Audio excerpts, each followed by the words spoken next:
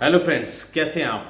Property लेन then .com channel पे मैं भूपेंद्र सिवाग आपका वेलकम करता हूं। आज हम रियल एस्टेट अपडेट का अपना 44th एपिसोड लेकर आ गए हैं। इसमें आपको मैं बहुत शानदार और एक से एक ताज़ा जानकारी दूंगा रियल एस्टेट की। आपको मज़ा आ जाएगा इस एपिसोड को देखने के बाद। तो आगे बढ़ने से पहले सिर्फ यही कहूँगा कि वीडियो को लाइक कर दीजिए, चैनल पर पहली बार आए तो चैनल को सब्सक्राइब कर दीजिए। तो शुरू कर देते हैं हम आज का अपना अपडेट। सबसे पहले अपडेट मैं दूंगा यूट्यूबर्स को लेकर। बहुत सारे यूट्यूबर्स भी इस वीडियो को देख रहे होंगे। बायर्स तो देखते ही हैं, इन्वेस्टर्स तो देखते ही हैं। पिछले दिनों एक घटना घटी, मैं आपके साथ उसको शेयर करूंगा। घटना ये घटी, एक डेवलपर है, काफ़ी रेपुटेड डेवलपर है, बड़ा डेवलपर है, उसका एक प्रोजेक्ट लॉन्च हुआ। प्रोजेक्ट लॉन्च में चर्चा रही यूट्यूबर्स की। जी हाँ, यूट्यूबर्स की चर्चा किस बात को लेकर रही ये आपको जानना बहुत ज़रूरी है और आपको इसके लिए अप्रिशिएट भी करना पड़ेगा हम लोगों को। ये क्या घटना घटी है आप जान लीजिए। उस पूरे के पूरे इवेंट में इस बात पर जोर रहा कि आप जो वीडियोस बना रहे हैं उन वीडियोस में आप ये क्यों बोल रहे हैं कि जो रियल एस्टेट है वो थोड़ा स्टेग्नेशन की तरफ बढ़ गया है, उसमें पॉज आ गया है। ये तक कहा गया कि आप अपने पैरों पे क्यों कुल्हाड़ी मार रहे हैं। Gurgaon real estate slow down, Gurgaon real estate crashed, इस तरह की वीडियो प्लीज मत बनाओ। आप ये देखिए कि बिल्डर का प्रोजेक्ट का लॉन्च का डे था और उसमें चर्चा हो रही थी यूट्यूबर्स की। हालांकि कुछ लोग इसमें भटक गए थे। गुड़गांव की जो रियल एस्टेट मार्केट है वो बिल्कुल स्लो डाउन आ गया है, वो बिल्कुल क्रैश हो गई है। ऐसा था नहीं, था ऐसा कि जो हायर टिकट साइज है 4 करोड़ 5 करोड़ 6 करोड़, मोस्टली बिल्डर वही प्रोजेक्ट लेकर आ रहे थे, जिस वजह से उस सेगमेंट में काफी सप्लाई बढ़ गई थी और उस सेगमेंट में इतनी डिमांड नहीं है। अगर बिल्डर आज भी 1 करोड़ से लेकर 3 करोड़ के बीच में अपने प्रोजेक्ट लॉन्च करते हैं तो आप देखना उसमें कितनी डिमांड है। ऐसे ही कुछ प्रोजेक्ट लॉन्च होने शुरू हो गए हैं और उनको आप देखेंगे कितने अच्छे से उसमें डिमांड बनी हुई है और कितने अच्छे से वो प्रोजेक्ट बिकने जा रहे हैं। कुछ ऐसे प्रोजेक्ट्स हमारे पास भी हैं, अगर आप उनमें इंटरेस्ट रखते हैं, आपका बजट अगर 1.5 करोड़ से 3 करोड़ के बीच में है तो आप हमसे कांटेक्ट कर सकते हैं। इसमें न्यू प्रोजेक्ट भी हैं और इसमें अंडर कंस्ट्रक्शन प्रोजेक्ट्स भी हैं।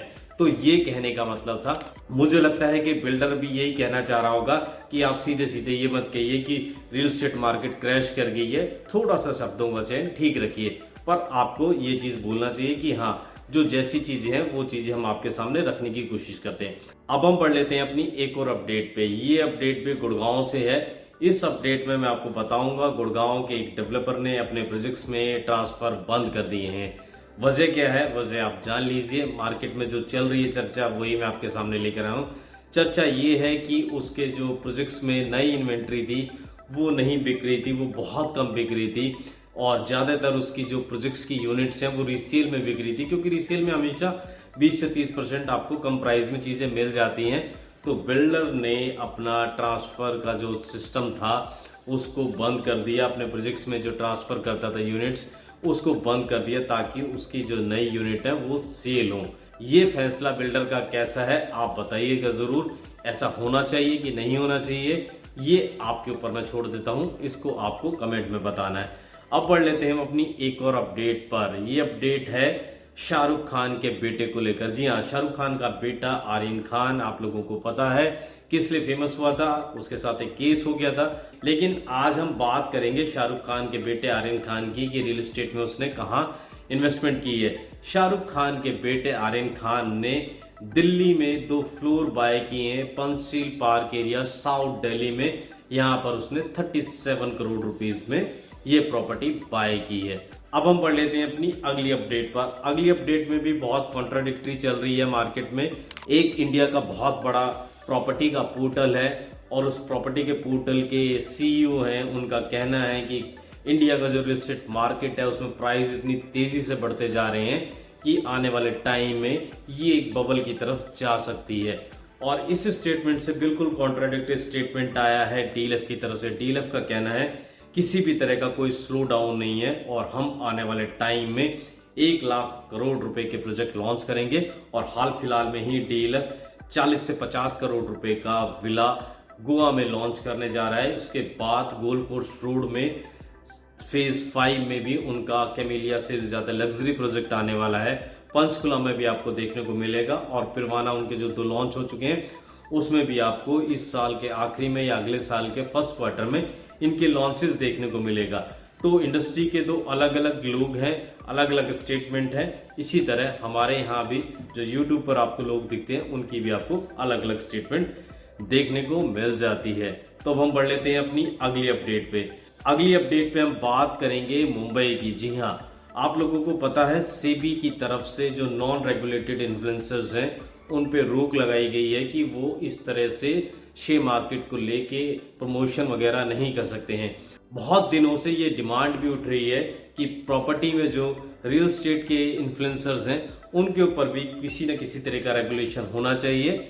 और इसको लेकर मुंबई रेरा या महाराष्ट्र रेरा से सवाल किया गया, फ्यूचर में जो प्रॉपर्टी या रियल एस्टेट इन्फ्लुएंसर्स हैं उन पे आप किसी तरह का कोई रेगुलेशन लगाना चाह रहे हैं या कोई इस तरह की कोई आप नियमावली लेकर आ रहे हैं या कोई रेगुलेशन लेकर आ रहे हैं। तो महाराष्ट्र रेरा की तरफ से कहा गया कि अभी हमारा ऐसा कोई प्लान नहीं है कि यूट्यूब पर, फेसबुक पर, इंस्टाग्राम पर जो ये प्रॉपर्टी या ये रियल एस्टेट इन्फ्लुएंसर्स हैं ये जो प्रमोशन करते हैं इसको लेकर हम कोई अपना रेगुलेशन लेकर आए। तो अभी इस पर हम जैसे लोगों पर अभी कोई रेगुलेशन नहीं होने जा रहा है। फ्यूचर में ये हो सकता है, फ्यूचर में होगा तो हम ही आपको बता देंगे।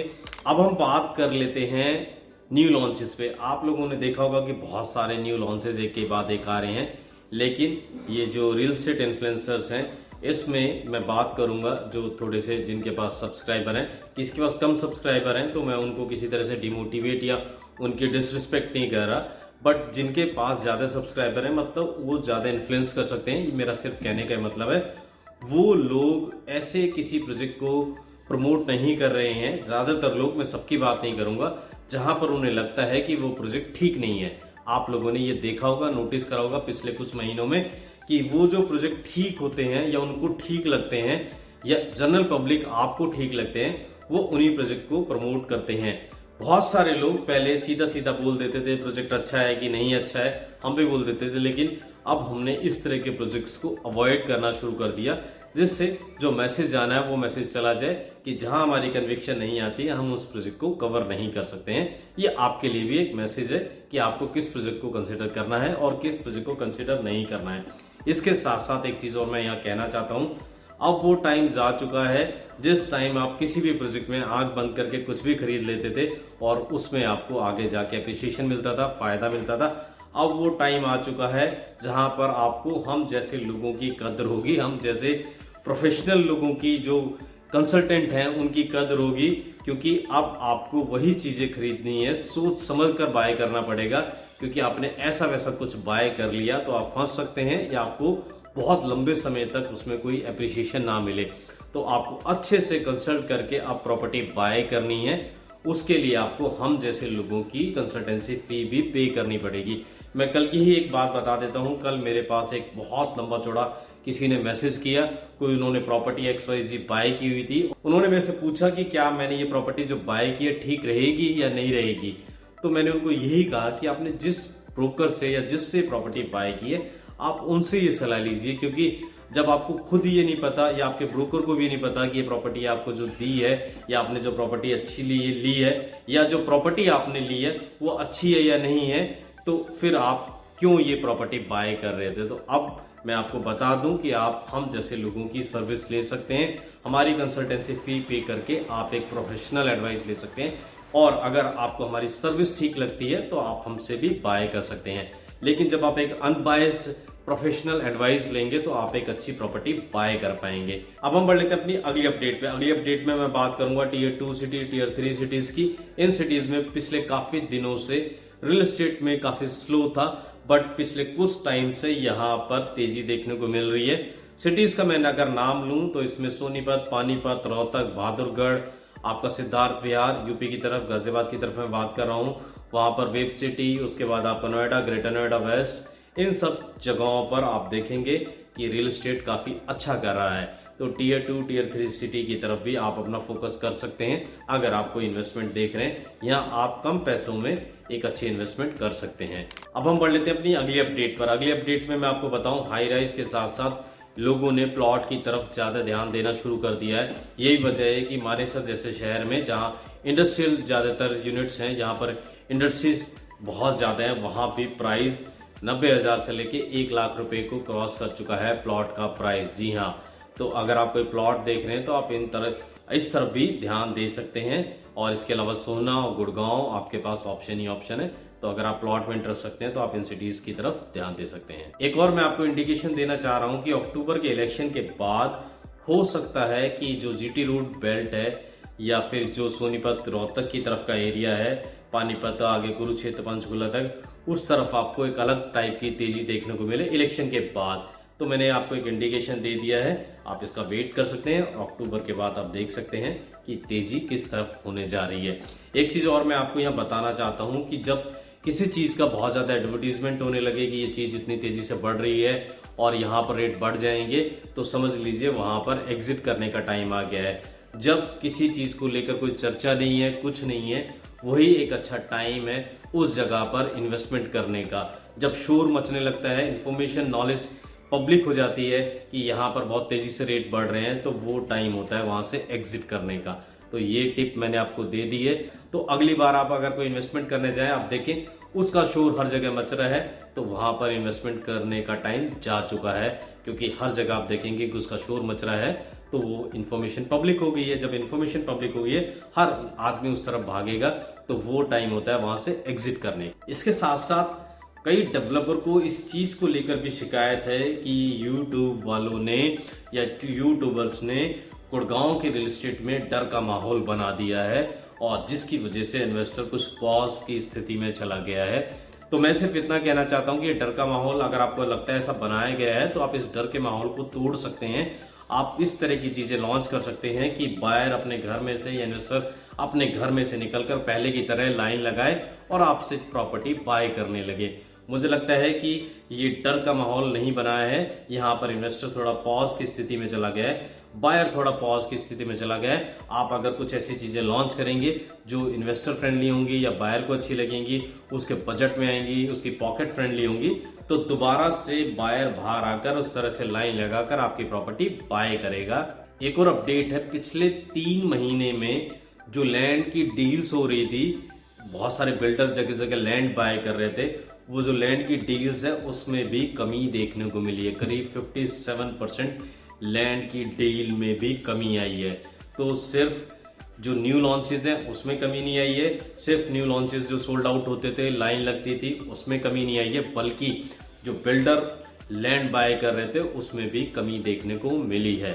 और बात कर लेते हैं गुड़गांव की। गुड़गांव की हालत आपको पता है आज के टाइम पे कितनी जर्जर हो चुकी है। रोड टूटे हुए हैं, सड़कों पे पानी भरा हुआ है, कचरा इधर उधर फैला हुआ है, और उसके साथ साथ इतना ट्रैफिक जाम है, इतना ट्रैफिक लगा हुआ है। और ऊपर से हम कहते हैं कि गुड़गांव को मिनी सिंगापुर बनाया जा रहा है, ये बनाया जा रहा है, वो बनाया जा रहा है।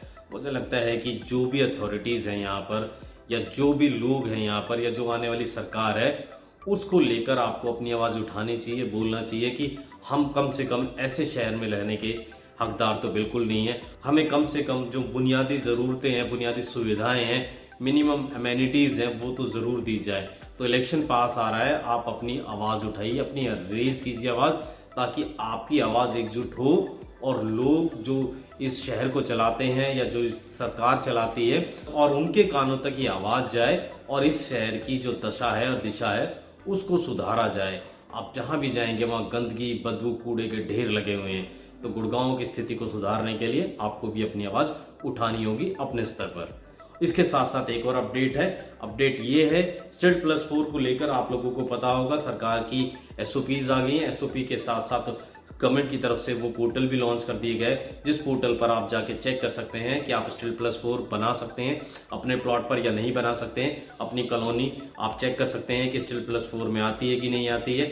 वहां पर आप किस तरह का कंस्ट्रक्शन कर सकते हैं, ये सारी चीजें आप उस पोर्टल पर जाकर देख सकते हैं। जितना मैंने चेक किया उस पोर्टल को, उससे मुझे ये लगता है कि उस पोर्टल पे अभी पूरी की पूरी इन्फॉर्मेशन अपडेट नहीं हुई है। शायद धीरे धीरे इन्फॉर्मेशन अपडेट होगी, क्योंकि कई प्रोजेक्ट ऐसे हैं जो STELT+4 बन चुके हैं, बट उसकी इन्फॉर्मेशन मुझे उस पर नहीं दिखी।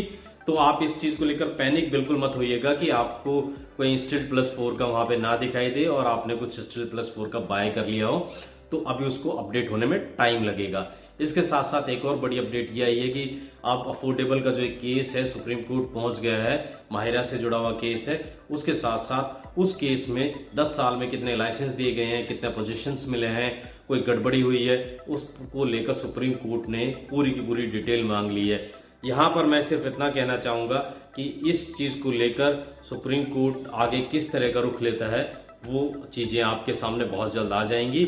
और इसके साथ साथ जो अगर किसी तरह की किसी ने गड़बड़ी करी है उसकी इन्वेस्टिगेशन होने लगी तो वो चीज़ें भी खुल के सामने आ सकती हैं आने वाले टाइम में। क्या आपको पता है कि कोई बायर अगर कोई प्रॉपर्टी बाय करने जाता है तो वो ना सिर्फ उस डेवलपर का प्रोजेक्ट देखता है पास्ट का, बल्कि वो ये भी देखता है कि उस डेवलपर का स्टाफ कैसा है, उसका ड्रेसिंग सेंस कैसा है, उसकी सेल्स गैलरी कैसी है। जी हाँ, इन सब चीज़ों को देखने के बाद ही वो किसी डेवलपर के प्रोजेक्ट में इन्वेस्टमेंट करता है, उसमें इन्वेस्ट करता है, उसको बाय करता है। तो ये चीज़ मैं बिल्डर्स के लिए बता रहा हूँ। अगर आप लग्जरी सेगमेंट में एंट्री कर रहे हैं तो आपको अपने स्टाफ को अपग्रेड करना पड़ेगा और आपको अपनी जो सेल्स गैलरी है, आपका जो एम्बियंस है, आपको उसको भी चेंज करना पड़ेगा। लगना चाहिए कि हाँ ये एक लग्जरी डेवलपर है, तभी आप अपने चीज़ों को बेच पाएंगे, तभी जो बायर है आपसे इम्प्रेस हो पाएगा।